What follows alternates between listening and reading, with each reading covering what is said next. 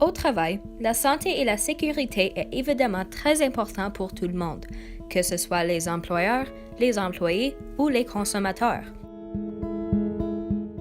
Ceci dit, la responsabilité de la santé et la sécurité au travail est souvent une controverse, puisqu'il y a des gens qui pensent que c'est la responsabilité d'une part et il y a des gens qui disent que c'est la responsabilité de l'autre.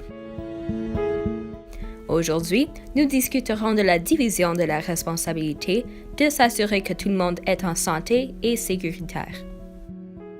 Une idée cruciale de la santé et la sécurité au travail, que ce soit la responsabilité de l'employeur ou des employés, est la pyramide de Bird. Ceci est pour démontrer les différents niveaux d'accidents au travail, donc les incidents sans blessure ni dommages matériels, les presque accidents, les dommages au matériel, les blessures mineures et les blessures graves ou mortelles. Le concept principal est que si on est capable de diminuer la base de la pyramide, le sommet diminuera aussi.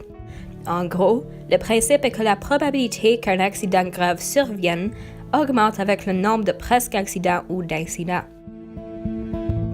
Pour bien assurer la santé et la sécurité de tout le monde qui travaille pour une organisation, l'organisation elle-même doit montrer son engagement et prendre action en premier pour qu'il y ait une prise d'action concrète au travail du part de tous les employés. L'importance de la participation dans ce travail d'équipe est que ceci assure les employés qu'ils sont en sécurité tout le temps et qu'ils ont actuellement le contrôle de tout ceci. La participation ou l'engagement des employés peut inclure apprécier le comité de la santé et sécurité au travail, si ce dernier existe.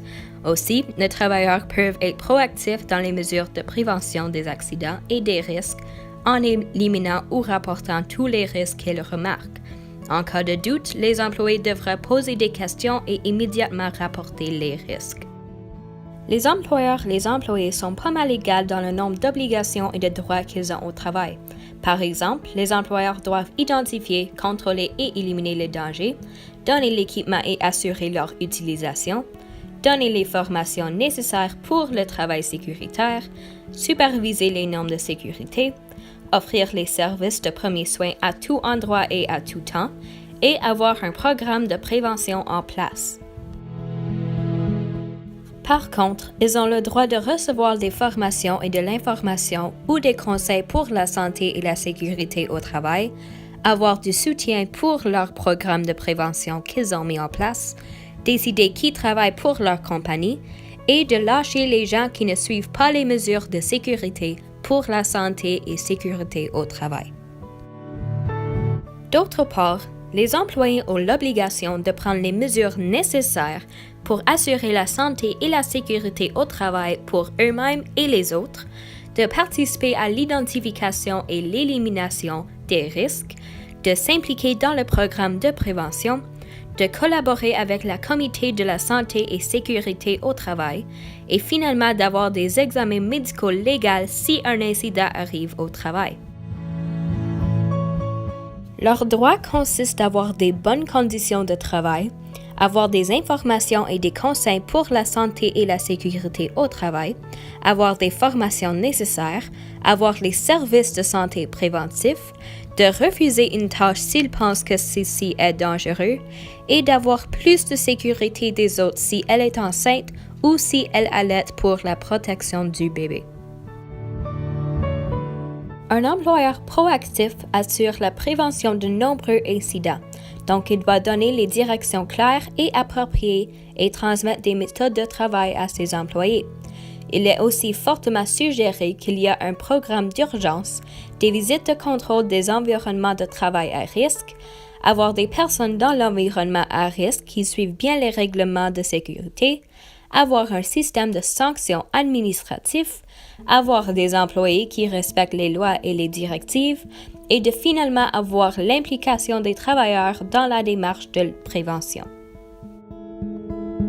Le principe d'une organisation est qu'un individu effectue une tâche à un moment dans un environnement avec du matériel ou de l'équipement.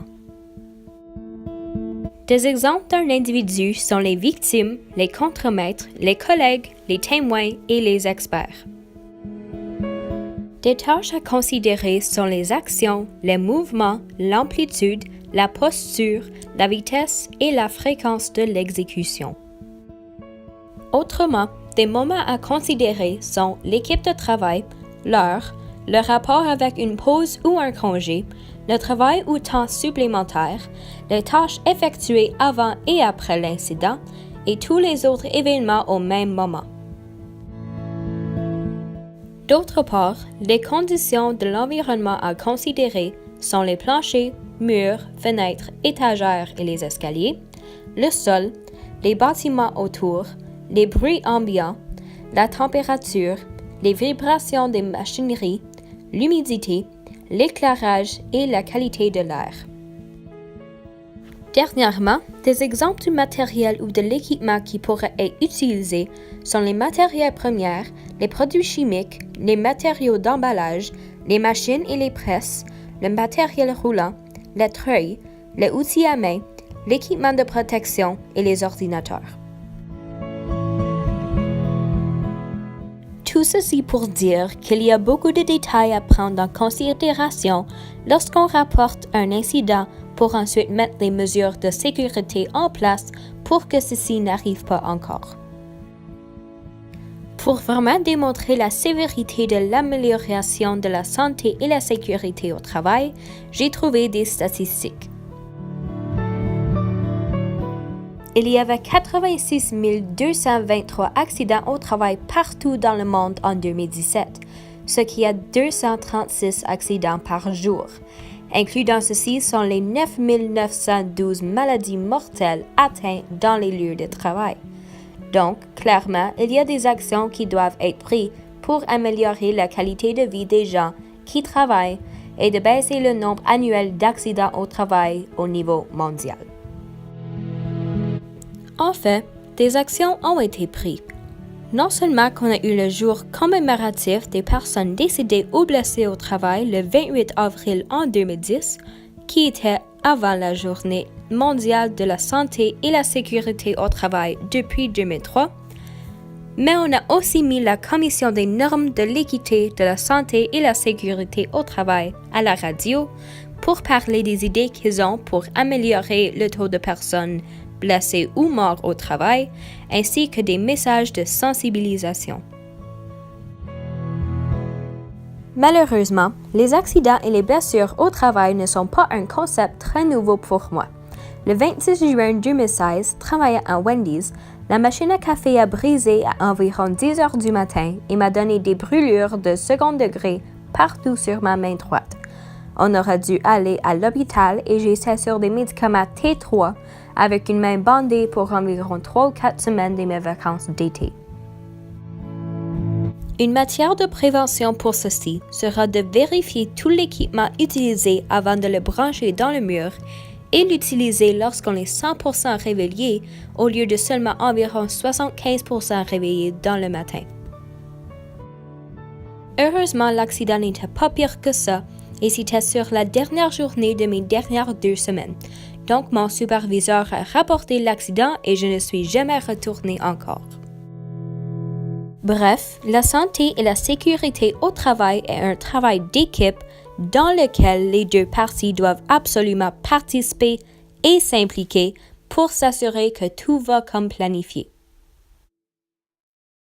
Par contre, la plupart du temps, lorsqu'il y a un accident ou un décès au travail, ceci tombe souvent sur les employeurs pour ne pas avoir fourni les formations nécessaires à la santé et la sécurité complète de ses employés.